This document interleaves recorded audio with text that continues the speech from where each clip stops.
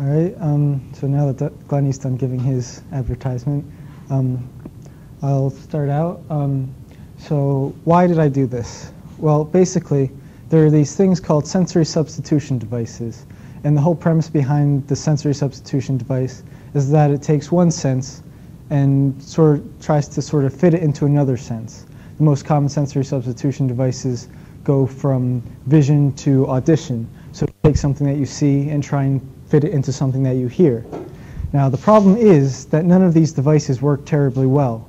Most of the reasons why they're created is for adaptive technologies to try and maybe enable blind people to navigate their environment and things like that. So none of these work. So one day, Zach Reynolds was working with Dr. Glennie on a popular sensory substitution program called The Voice. And I saw this and I said, well, why are you doing it this way? You could do it much better this way. And so that's where this came from. Where this took place in McDonald 111, which has since been replaced by theater department clothes, so it's no longer usable lab space. But right here at Gordon College, when this took place during the summer for the research project. So previous sensory substitution devices. The most famous is The Voice. It basically has this left to right scan that it does. It takes a picture from a webcam and it turns it into a grayscale image, goes from left to right, and plays various tones depending on where luminance contrasts are in the image. And so the idea is that you can kind of detect shapes and different things out of this grayscale image. It doesn't work terribly well. Zach Reynolds did a lot of work with that, and he could tell you more about that. Another popular sensory substitution device is the brain port, which sort of works on the same sorts of principles, except instead of trying to get that information through your ears, it tries to get it through your tongue. So you wear a device and it tries to project shapes onto your tongue. Again, it doesn't work terribly well. All of these devices, all of the sensory substitution devices out there, pretty much use luminance contrasts. So that is, they just take this grayscale image, get rid of all color information, give you this black and white picture that you're supposed to be able to hear and decipher the environment. And they all try to fit all of the visual information into your auditory system, which is incredibly difficult because your visual system has so many more receptors than your auditory system does. So the chromophone, that's the name that I gave to the device. This operates on color rather than luminance contrasts. So it works by giving you information about the color of your environment rather than just light and dark. And this has the advantage of allowing people to navigate in bright areas as well as dark areas. So Zach Reynolds was able to get subjects with a reasonable degree of quickness to be able to find lights in pitch dark places. However, once you increase the light, there becomes so much noise for the voice and for other sensory substitution devices that it's impossible to use them in average settings. And so this color allows for categorization of the wearer's environment. So you can say this is red, this is this kind of shape, it has this color, so it must be this object. And the chromophone also creates a constant focused sound representing a single pixel. This means that when you look at a single color, you hear the sound for that color, and you have control over where you're going. So if you look straight ahead, you hear the sound for whatever you're looking at, and then as you move your head, you hear the sound follows your movements. And so you have much finer control, and you can actually know what it is you're looking at. So here's a picture of the setup we have currently. Here's just some technical details. So the way it actually works is you've got 6 or 7 colors. You've got red, green, blue, yellow, white, gray, and black. Each color has its own distinct sound. It has a distinct pitch, high, low, a distinct pan, left or right, and a distinct timbre, which is like the wave function that it uses to actually play the sound. And the wearer hears up to 4 simultaneous colors at one time. And the intensity of each color is determined by the volume of the sound. So here's a diagram. So you can see, for instance, the red color is located a high pitch in the right ear, and it has this this distinct waveform which sounds sort of like a trumpet. Green is a little bit lower in the right ear, has a very different sound. Blue is very low in the left ear. And then white, gray, and black are sort of this, just a simple sine wave, a very soft sort of sound in the middle of the spectrum. And then the volume of the colors changed based on the hue. So you see, when there's a lot of red, the red color is very loud, and the yellow color, for instance, is very soft. As it fades towards orange, the yellow color increases and the red color decreases until you get to yellow, where it's all yellow and no red or green, and then green increases, etc. And then there's a few other features that we threw in there for usability. There's an average mode, which instead of giving you just a single pixel, which is very small, which can be very small depending on the resolution of the camera and other things, you can have a box of pixels which averages into a single color and then gives you the sound for that average. That way you can eliminate noise from the camera or different things, or it gives you a bigger picture of whatever it is you're looking at. We've also added a back and forth sweep. Now this is not like the standard left to right sweep that you hear on most sensory substitution devices like the Voice. Rather, this one, we noticed that when people would use the device, when it was just a single pixel or average mode or something like that, in order to walk around, they'd be moving their head left to right like this, so they could say, okay, here's like the sidewalk, here's the grass, here's the sidewalk, here's the grass. So we said, we'll just put this feature in. And so it goes back and forth and back and forth, and that saves neck movement.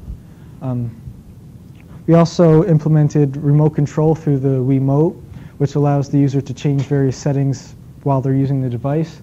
They can change the average size, make it bigger or smaller, turn it on or off.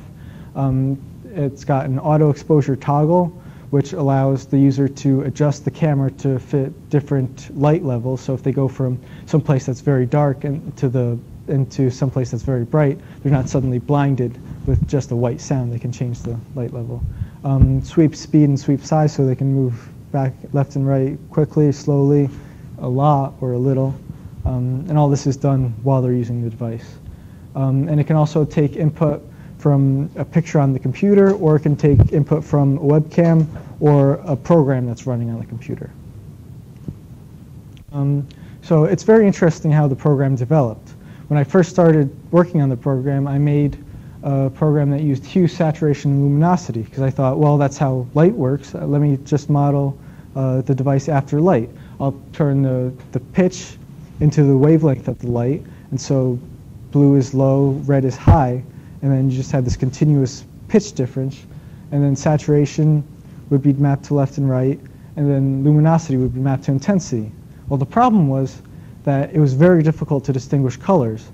We had several people who come in who were musically trained, and they were able to get a few right, and then people who were not musically trained, who didn't have perfect pitch or relative pitch or anything like that, usually fared very poorly. So it didn't work. Next, we went to red, green, blue model, which is more like how the eye works and how a lot of electronic devices work. And it was a considerable improvement, but there's still a lot of issue detecting light and dark because of the noise from all of the various other colors. So we separated out red, green, blue, and yellow. And this led to a fast increase in being able to detect yellow, because before we would show somebody a green apple and a yellow lemon, and they would say, I don't know, maybe it's green, maybe it's yellow, maybe it's red, I don't know. Once we separated out yellow, it was very clear, this is a green apple, this is a yellow lemon, this is a red apple, etc. And so after that, we took out white and made it its own separate color. And that way, when somebody looks at something that's very pale, but maybe slightly colored, then they can hear, okay, it's very pale, there's the white sound, but it's also got a little bit of a tint to it. So there's the green color, for instance. And then it ended up as white, or red, green, blue, yellow, white, gray, and black. That way they can hear, okay, well, it's dark and it's green, or it's light and it's red, or it's gray or medium colored and blue.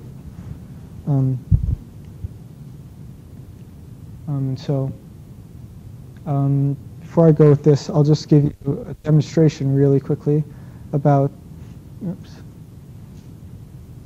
how the device works.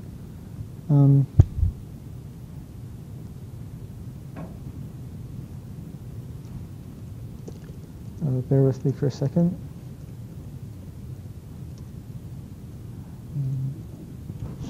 I've got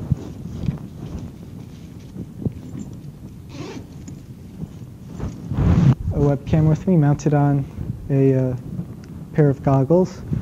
This is one of the things that Dr. Glennie did. I didn't want to have to deal with the hardware.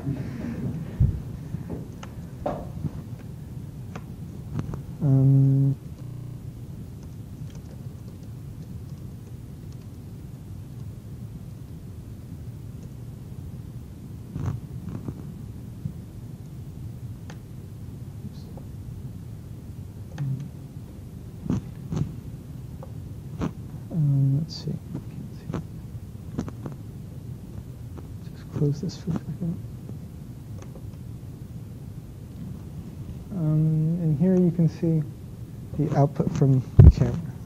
Let's see if we got volume. So see, you've got white here, very gray. There's blue. There's white. There's yellow. And so you can kind of get an idea how it works. And you can hear all the different colors.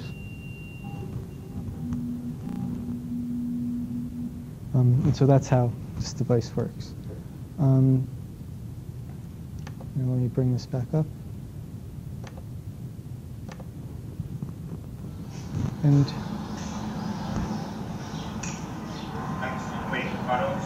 this is supposed to be a video, if I can get it to play, of an actual demonstration done.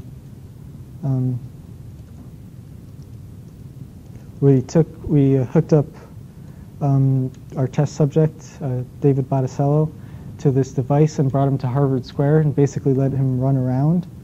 And surprisingly, he didn't kill himself or anybody else.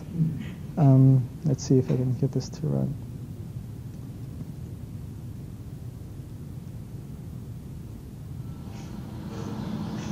Here we go.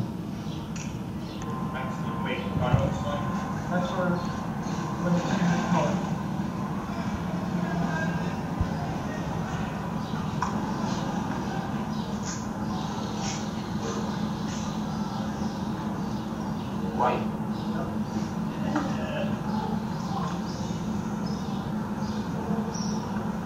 Something that was gray.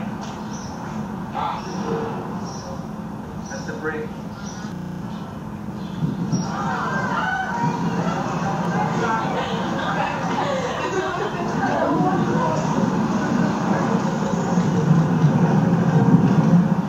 That's right. Way off. It's not perfect.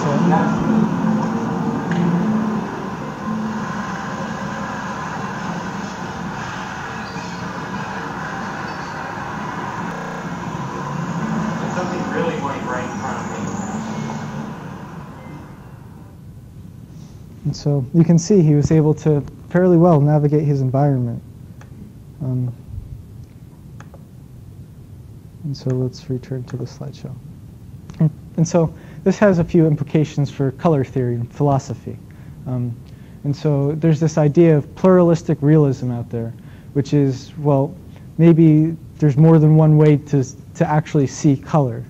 For instance, there's work done on parrots. It says that parrots can see an extra color of orange that we can't see. And so do we allow for multiple experiences of color, or do we say, well, the human experience of color is the real experience of color and other ones are false?